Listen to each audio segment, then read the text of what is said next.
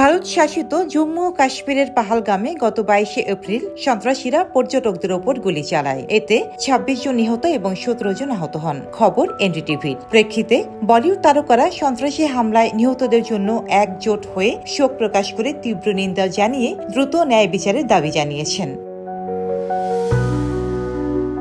অক্ষয় কুমার, ভিকি কৌশল, জাহ্নবী কাপুর, সিদ্ধার্থ মালহোত্রা, অনুপম খের, সোনু সুদ, রাভিনা ট্যান্ডন এবং সঞ্জয় দত্ত সহ অনেক তারকা এই হামলার তীব্র নিন্দা জানিয়েছেন এবং হামলাকারীদের বিরুদ্ধে কঠোর শাস্তির দাবি করেছেন।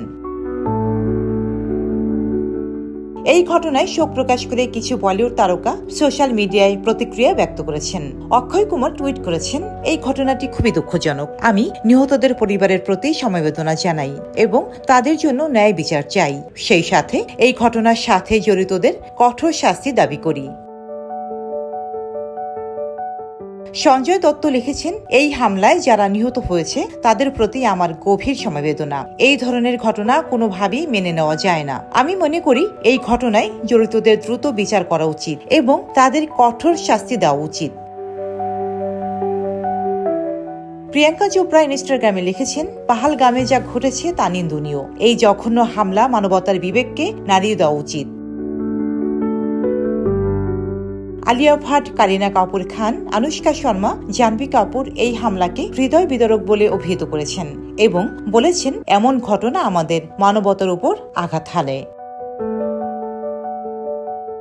আর মাধবান ইনস্টাগ্রামে লিখেছেন, এই বর্বরোচিত হামলার জন্য প্রতিশোধ ও বিচার চাই।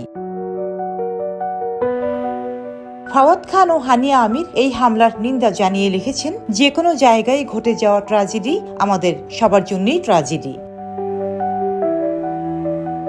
আসলে বলিউড তারকাদের এই প্রতিক্রিয়াগুলো প্রমাণ করে সন্ত্রাসবাদের বিরুদ্ধে সবাই একত্রিত। রোজিনা রোজি, দেশকাল নিউজ।